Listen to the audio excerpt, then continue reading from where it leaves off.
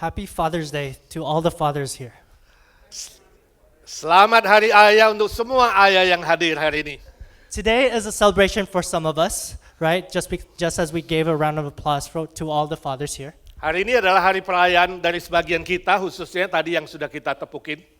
For me, it's my first time preaching in front of all of you, Ini adalah khotbah saya pertama di depan saudara semua. and I get to do it with my dad on Father's Day. How special.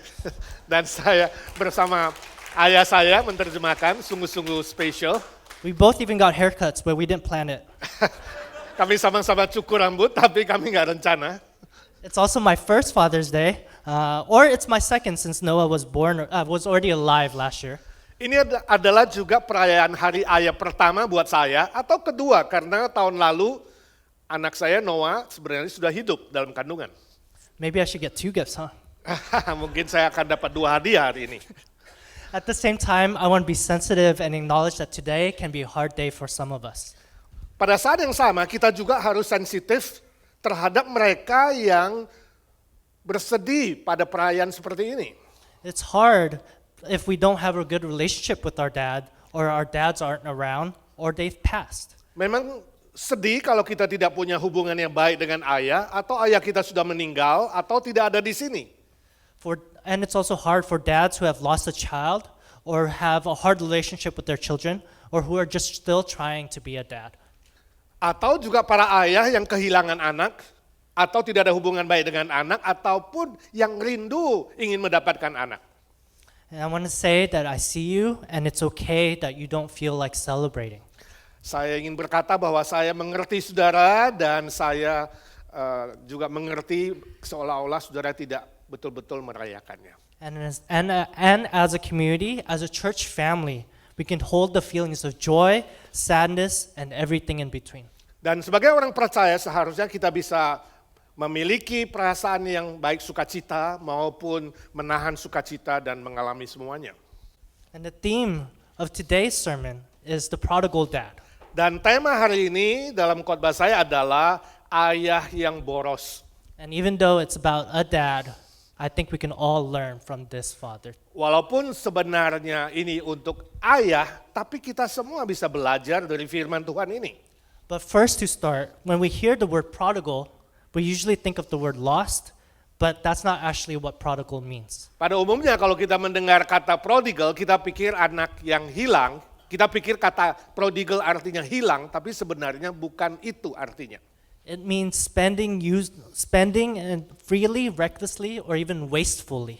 Sebenarnya kata prodigal berarti bisa memakai semua sumber dengan berlebihan dan berfoya-foya. And it can even look at this title be like boros, Iya. or wasteful. Seperti mungkin terjemahan itu boros, tapi tanda kutip. And usually we still think of that as something that's negative or like not good. Biasanya kata boros itu kita punya pemikiran negatif. But what if we shift our thinking for it to be something that is positive and something that is good? Tapi hari ini saya ingin kita memutar pemikiran kita bahwa kata boros juga bisa berarti positif dan sesuatu yang baik. Because to be extravagant in our love for others is actually something good. Karena ketika kita boros atau murah hati atau foya-foya untuk mengasihi orang lain, itu adalah hal yang baik.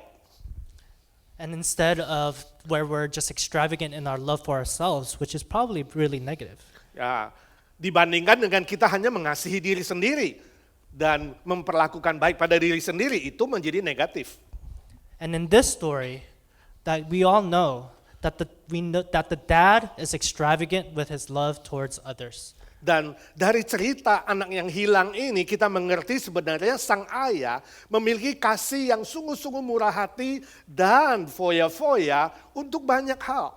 So much that his neighbors probably think it doesn't make sense, or that he is being wasteful or not being wise. Dia begitu royal foya-foya sehingga mungkin tetangga memikirkan ini boros dan tidak ada gunanya. But isn't that sometimes how we think about God and his love for us? Tapi bukankah kita kadang-kadang berpikir Tuhan kita seperti itu? It's like, wow, I can't believe God loves me this much when I have sinned so much. It's too much. Kita berkata, wow, Tuhan begitu mengasihi aku begitu besar walaupun dosaku besar. Like what amazing grace God has. Oh, ini sungguh anugerah Tuhan yang sangat luar biasa. Or it doesn't make sense that God is so graceful and merciful no matter how good or bad a person is. Sehingga kita berkata begitu luar biasa kasih Tuhan, sehingga tidak membedakan bagaimanapun orang itu baik atau tidak baik. God's love can be seen as wasteful, or God's love is prodigal. Dan kita bisa melihat kasih Allah yang begitu besar itu bisa seperti kasih yang boros. Kasih yang seolah-olah boros tapi sebenarnya royal dan murah hati. And we can love like God did because God loves us. Dan kita bisa mengasihi orang lain seperti kasih Tuhan itu. Sebab Tuhan lebih dulu mengasihi kita. And so let's learn how to love like the prodigal dad. Itu sebabnya hari ini saya mengajak kita belajar bagaimana mengasihi orang lain seperti ayah yang boros ini. So let's hear the dad story, and I think most of us know it. It goes like this. Saya akan meringkas cerita ini karena ayatnya panjang. Ceritanya kira-kira demikian. There was once a dad who had 2 sons, and his youngest son came up to him and said, "Dad, I want my inheritance now." Suatu hari ada seorang ayah punya 2 orang anak dan anak yang paling kecil datang kepada bapaknya dan bilang, "Ayah, aku ingin bagianku sekarang." So the dad gave him the money, gave him the inheritance, and the son went away, and he went and lived a life that spent all of his money and all of his resources. Kemudian anak bungsu itu mendapatkan bagian warisannya, dia pergi meninggalkan ayahnya dan dia memboroskan secara negatif semua hartanya. And then all of a sudden there was a famine, so it was hard to find food and hard to find work, so he ended up working at a farm and eating the animals' food. Dan kemudian terjadilah bala kelaparan, si bungsu itu sudah habis hartanya dan dia kemudian bekerja dan dia harus makan makanan babi binatang. One day he realized, I can live a better life if I just acted like my dad's servant. So I'm going to go home. Kemudian dia berpikir sebenarnya aku bisa hidup seperti pembantu ayahku yang lebih baik. Saya lebih baik pulang saja. And on his way home, the dad ended up seeing him from far away and then ran up to him and hugged him. Dan dalam perjalanannya pulang, di kejauhan ayah melihat anaknya datang dan ayahnya berlari mendapatkan anaknya dan memeluk anaknya.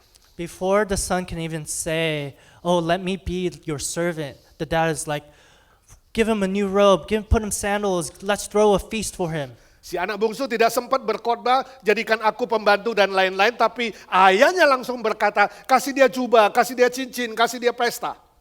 And then so they threw a party with everything that was a great party and the fattened calf, and then the older brother was mad and was outside of the party, and he's like, just stayed out there. Dan kemudian mereka adakan pesta untuk si anak bungsu itu, begitu luar biasa, dan anak sulungnya kemudian merasa marah dan berdiri jauh. So the dad came out of the party and went to him and was like, "Son, what's wrong?" And the son was like, "Dad, I've done everything for you and you've never given me anything." Dan kemudian sang ayah datang kepada si sulung dan ayahnya berkata, "Ada apa anakku?" Anaknya mengatakan, "Ayah, aku sudah melakukan banyak hal untukmu tapi engkau tidak melakukan sesuatu untukku." And then the dad said, "Son, everything I have is yours. Your brother has come home from living a life that is not wise, that was wasteful. Come and let us celebrate him." Kemudian sang ayah berkata, "Anakku, semua yang punyaku adalah milikmu. Mari, adikmu sudah pulang dari kehilangannya. Kita pesta bersama dan bersukacita." And we don't know if the brother comes in or not. Dan kita tidak tahu apakah si sulung itu masuk ke pesta atau tidak.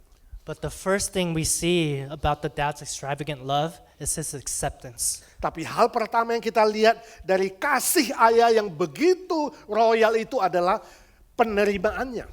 No matter how much he disagrees with his sons or how much they hurt him, he still goes out to them and invites them to experience his love. Bagaimanapun buruknya anaknya, jahatnya dan berdosanya anaknya, dia tetap pergi keluar dan merangkul anaknya. My dad told me a story the other day. Ayahku cerita kepadaku ngobrol-ngobrol. That there was once a dad who went out of town and left his wife and his 3-year-old son. Suatu hari ada seorang ayah yang pergi keluar kota dan dia tinggalkan istrinya dan anaknya usia 3 tahun. And he was gone for a very long time. But then he wanted to come home and surprise and test his son. Dan dia pergi begitu lama, waktu dia kembali lagi, dia ingin menguji anaknya. So then he didn't shave. He stayed bearded and messy, and like he tried to be unrecognizable. Dia tidak mencukur janggutnya dan kumisnya dan berewokan sehingga dia mencoba supaya anaknya tidak mengenal dia. And so he went up to his son to test if his son would still recognize him. And he said, excuse me, Jason, do you know where Sir Eddie lives? Kemudian dia pulang sampai halaman, dia lihat anaknya main, dia panggil anaknya, Jason, kamu tahu nggak rumahnya Pak Edi? And then Jason all of a sudden turned around and then ran home to his mom and said, Mom, Dad doesn't know where he lives anymore. Kemudian Jason buru-buru pulang masuk ke rumah, dia bilang, Mama, Papa sudah tidak tahu di mana rumahnya.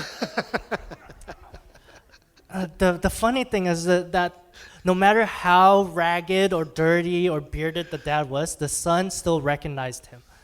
Hal yang indah adalah bagaimanapun brewoknya dan jeleknya sang ayah, si anak masih bisa kenal. And that's the same with the prodigal dad. When the son came home, and he was really dirty because he just worked at the farm, just ate animal food. So there's probably a bunch of animal food on his face and his beard. He had no sandals, so his feet was bleeding. And yet the dad still recognized him. Demikian dengan anak bungsunya. Dia pulang dari pengembaraannya, mungkin dia kotor, dia jorok, gak punya sandal, mukanya penuh dengan makanan babi, ya. Dan si ayah masih bisa mengenal dia. And not only recognize him, but still runs up to him and embraces him. Bukan hanya mengenal, dia berlari mendapatkan anaknya dan memeluk anaknya. No matter what his sons have done, he still sees his sons as worth loving prodigally. Bagaimanapun buruknya kelakuan anaknya, dia tetap menganggap anaknya itu layak untuk dikasihi dan dicintai. The youngest son tells his dad that he is dead to him and just wants his inheritance now. And even in that hurt and disagreement, his dad accepts and gives him the inheritance. Bagaimanapun latar belakang kelakuan dan keadaan yang ada, situasi yang ada, si ayah masih menganggap anaknya layak mendapatkan semua bagian warisannya. Right? The son lives a life that is so different than what his dad does. And he still throws him a party when he comes home. Walaupun anaknya tidak melakukan sesuatu yang sesuai dengan harapan ayahnya, sang ayah tetap buat pesta yang besar untuk anaknya. Even when the oldest son shows that he is just being obedient, just so that he can get his inheritance and rewards the right way, his dad still goes up to him and invites him. Termasuk anak yang sulung, ketika dia merasa adiknya tidak layak dan dia marah, ayahnya tetap datang kepada dia dan tetap mengasihi si sulung juga. This type of acceptance and love is so rare to see today. Hari ini kasih yang mau menerima apa adanya sungguh-sungguh jarang kita temui. Especially with those who are different, because how polarizing the world is today. Khususnya ketika kita melihat orang lain yang berbeda dengan kita, oh itu kita sulit menerimanya.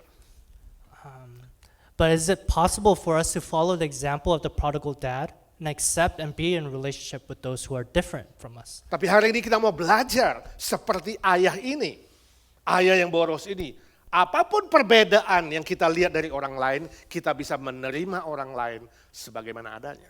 There were two previous Supreme Court justices, Ruth Bader Ginsburg and Antonin Scalia. Kita tahu ada dua mantan hakim agung di negara ini, yaitu Ruth Bader Ginsburg dan Antonin Scalia. They both have passed now, but while they were alive, they were close. They were the best of friends. Mereka berdua sudah meninggal dunia, tapi mereka adalah teman yang sangat baik. But they still disagreed a lot with each other. Walaupun mereka sangat-sangat berbeda di dalam pandangan. They only agreed in 56% of cases, which is the lowest of all time between judges. Mereka hanya setuju bersama dalam kasus-kasus hanya 56% dan itu paling rendah di negara ini. Justice Ginsburg was progressive, while Justice Scalia was conservative. Ginsburg adalah seorang progresif atau liberal, tapi Scalia adalah seorang konservatif. One was nominated by a Democrat president, the other by a Republican. Satu dinominasikan oleh presiden Republikan, satunya lagi presiden yang Demokrat. But even in their difference, they cared for each other, spent New Year's Eve together, watched opera together, and so much more. Walaupun mereka berbeda sama sekali, mereka adalah teman yang sangat baik, mereka bisa menonton bersama, selalu rayakan ULNU bersama, dan melakukan banyak hal bersama-sama. They liked being with each other. Mereka senang bisa bersama-sama. Justice Scalia said about Ginsburg, what's not to like except her views of the law, of course. Kata Scalia kepada tentang Ginsburg, dia bilang, apa yang saya gak suka cuma satu, perbedaan pandangan dalam hukum. And Justice Ginsburg said, we are two people who are quite different in their core beliefs, but who respect each other, others' character and ability. Dan Ginsburg berkata, walaupun kita sangat berbeda pandangan satu dengan yang lain, tapi kami sama-sama saling menyukai dan suka merayakan ULNU bersama-sama. What would, no, you went ahead of me. There's nobody else I spent every New Year's Eve with. Dan dia bilang, saya tidak ada orang yang lebih dekat lagi daripada dia di mana saya merayakannya malam tahun baru. What would it look like for us to follow the example of the prodigal dad and these Supreme Court justices? Ini yang bisa kita pelajari dari ayah yang boros itu dan dari dua orang yang berbeda ini. To be freely and extravagantly accept people for who they are and be friends with them. Dan sungguh-sungguh kita itu dibebaskan oleh Tuhan untuk bisa menerima setiap orang lain, ya, walaupun kita berbeda. We can be friends with them who look and think differently than us and show and tell them that God loves them for exactly who they are. Kita bisa bersahabat dengan siapa saja yang berbeda, bahkan kita bisa ceritakan bagaimana Tuhan juga mengasihi mereka. Because they don't need to change to be loved and accepted by God. Pandangan mereka tidak perlu diubah untuk bisa dikasihi dan dicintai oleh Tuhan. But sometimes we're scared to be around those who are different. Tapi kadang-kadang kita takut untuk melakukan hal seperti itu. Maybe it's because we feel uncomfortable because we don't know how to talk with them. Mungkin karena kita tidak tahu bagaimana berbicara dengan orang yang berbeda, atau kita merasa tidak nyaman, Or maybe it's because we're scared of what other people would think about us. atau kita berpikir, oh nanti apa kata orang. That we'll be judged and feel shame from our friends and family. Karena kita takut untuk dihakimi sama orang lain, dikatain orang lain. And that makes sense and is normal because people do talk. Itu adalah sebenarnya hal yang normal. And we can lose face. Dan kita biasanya takut kehilangan muka. We want to save face to keep our sense of honor, so we don't want people to judge us. Kita ingin jaga muka kita, gengsi kita, supaya orang lain tidak menghakimi kita, berkata-kata tentang kita. But we can't control what people do. What we can control is how secure we are in our worth and honor, just like the dad. Ingat saudara, kita tidak bisa mengontrol orang lain, tapi kita bisa mengontrol karakter kita, bagaimana hidup kita, seperti si ayah yang boros itu. We see that the dad is so secure in his sense of honor that he can accept and handle the shame that comes from his sons. Kita lihat bagaimana ayah yang boros itu bisa punya rasa aman, dan dia bisa mengatasi rasa malunya. Can you imagine what the neighbors said when they heard that the younger son basically said, "Dad, you're dead to me. Give me your inheritance." Dia bisa menahan malunya walaupun tetangganya berkata yang lain. Yeah, you can imagine, "Hey, did you hear?" Bayangkan, mungkin tetangga berkata, kamu dengar gak? Hear what? Dengar apa? That one of the kids of that one dad asked for his inheritance. Itu loh anaknya yang salah satu si bapak itu minta warisan. Which kid? The oldest one? Yang mana? Yang besar? No, the youngest one, the one that dropped out of school. Bukan, yang kecil yang sudah putus sekolah. Yeah, that kid was always no good. Kurang ajar. Itu anak I don't know kurang kurang ajar in English. ajar, ya. Impolite. That poor dad. Poor dad, itu ayah yang malang. Yeah, poor him. Good thing we're not like him, and our kids would never do that to us. Oh iya, memang itu anak yang malang. Untung kita gak seperti dia ya. And even when the neighbors started talking like that, he still gave his inheritance to the son. Walaupun mungkin si ayah mendengar gosip-gosip, kata-kata tetangga, dia tetap memberikan bagian anak yang bungsu itu. He even ran out to his son and threw him a party. Dan ketika anaknya pulang, dia tetap lari kepada anaknya dan dia bikin pesta besar untuk anaknya. And then when the oldest son was mad, he came out to him. Termasuk anak besar yang marah pun dia datang mendekati anaknya yang besar. The dad didn't care about what the neighbors thought of him. Si ayah tidak peduli apa kata tetangga. What he cared about was his sons and how he wanted them to feel loved and accepted. Yang dia peduli adalah mereka adalah anakku dan aku ingin mengasihi mereka. He wanted them to be invited and to have a sense of that they belong with him. Dia ingin kedua anaknya mengerti bahwa mereka diterima dan dikasih oleh sang ayah sepenuhnya. And that's why he ran out to his son, threw a party, and went out to the older brother and invited the brother to join. Itu sebabnya dia berlari kepada anaknya baik yang bungsu maupun yang sulung. Like, will we let our shame and our fear of our judgment to hesitate, to prevent us from reaching out to people? Kita seringkali membiarkan rasa malu, rasa gengsi itu membuat kita tidak bisa menjangkau orang lain. What would it look like for us to be secure in our worth and honor that we would not hesitate loving people? Biarlah kita belajar untuk tidak ragu, ya, untuk tidak peduli dengan rasa malu yang nggak perlu, dan kita bisa menjangkau kepada orang-orang lain. I have one student in my ministry, Saya punya seorang murid dalam pelayanan saya. and while going home from campus, she ended up getting into an accident. Ketika dia pulang dari kampus, dia mengalami kecelakaan And it was her fault. dan kesalahan dia. The person that she hit was a freshman from the same campus. Orang yang dia tabrak adalah mahasiswa tingkat 1 pada kampus yang sama. If it was me, I wouldn't want to see the person that I hit anymore. Ya, kalau saya mungkin tidak akan lihat lagi orang yang saya tabrak itu. Because I'm too ashamed and embarrassed for hitting them. Saya sungguh rasa malu telah menabrak orang lain. But what my student did was she invited the student to our fellowship. Tapi lain dengan yang nabrak ini, mahasiswa ini, dia malah undang yang ditabrak itu datang ke persekutuan. So they both became friends and went to the same ministry. Dan kemudian keduanya menjadi teman baik dan bersama-sama melayani. What if we can do that and not let our embarrassment and shame prevent us from inviting people? Bukankah kita bisa belajar seperti itu? Jangan biarkan rasa malu kita menghalangi kita untuk bisa bersahabat dan mengasihi orang lain. And an easy way to do that is to invite them to a meal and to share our resources with them. Cara yang paling baik adalah undang mereka untuk makan bersama dan bisa menikmati sumber-sumber kita. Whenever Heather and I had friends over at our place, Heather would offer them whatever snacks and drinks we had. Istri saya Heather, kalau teman datang ke rumah, dia selalu menawarkan apa saja yang dimiliki di rumah. That's normal, right? The right and polite thing to do, to give drink and food. Itu normal menawarkan makanan, snack kepada teman yang datang. But what made her super generous and extravagant was that she would offer the last cup of the drink, the last scoop of ice cream, the whole bag of chips. Tapi dia sungguh-sungguh murah hati sehingga es krim yang terakhir, minuman yang terakhir, dan snack yang terakhir pun dibagikan ke orang lain. And even things I wanted to just for myself. Saya pikir itu sebenarnya punya saya.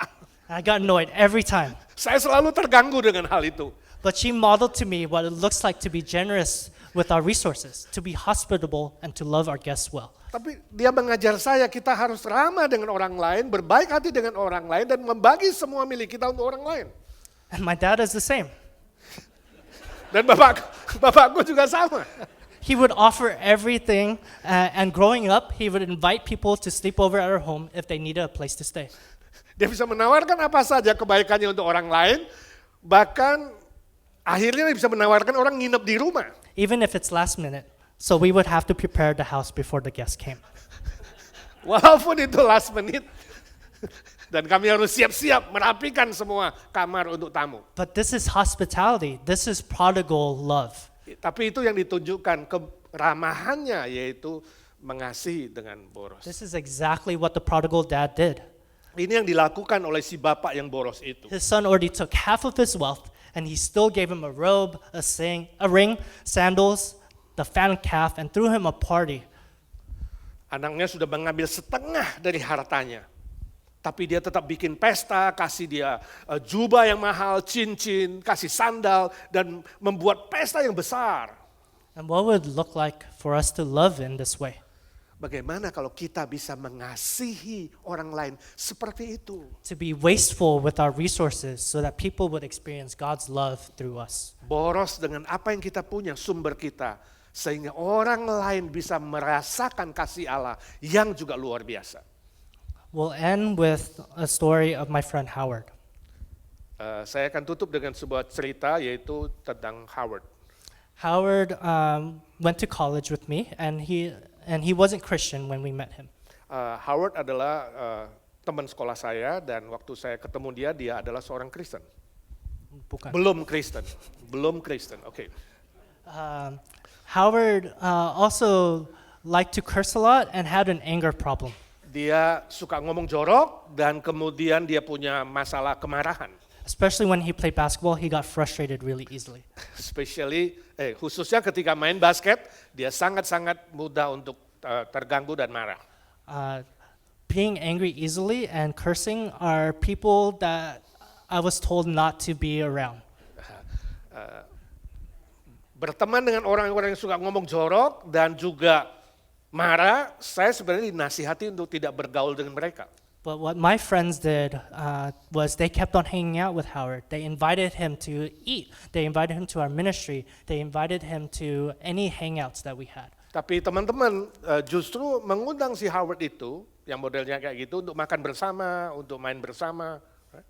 And then we would even invite them to like weekend trips to Tahoe because it was really close. Dan kita bisa menawarkan pergi bersama untuk ke makanin taco. Lake Tahoe. Lake Tahoe.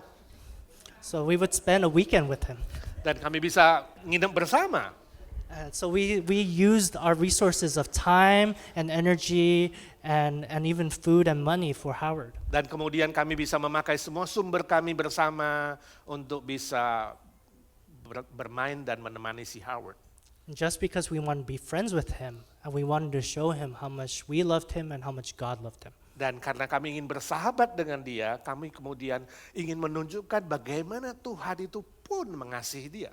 And then one day, without us asking him if he wanted to believe in Jesus, Suatu hari tanpa kami tanya apakah engkau mau percaya Tuhan Yesus, he said, I want to be Christian. dan dia berkata, aku mau menjadi orang percaya. What if we all can love that way? Bagaimana kalau kita semua bisa mengasihi seperti itu? Let's pray. Mari kita berdoa. God, thank you for how you love us lavishly and prodigally. Ya Tuhan, kami sangat-sangat bersyukur Engkau mengasihi kami dengan begitu murah hati, dengan begitu royal, dengan begitu tak terhingga. Thank you for the example of the prodigal dad. Terima kasih ya Tuhan, Engkau telah menjadi teladan seorang ayah yang berfoya-foya dan boros dengan cara yang benar.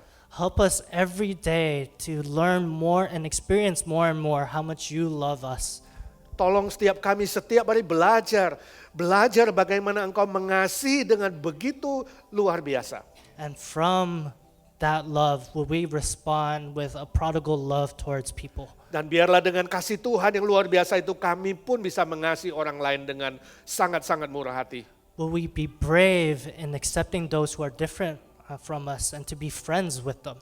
Beri kami keberanian untuk menerima orang-orang yang berbeda dengan kami dan menjadi teman mereka. And would they truly have their lives changed from how they're experiencing your love through us? Dan biarlah supaya melalui kami hidup mereka boleh berubah karena cinta kasih Tuhan. Thank you, God. Terima kasih Tuhan. In your name we pray. Dalam nama Tuhan Yesus kami berdoa. Amen. Amin.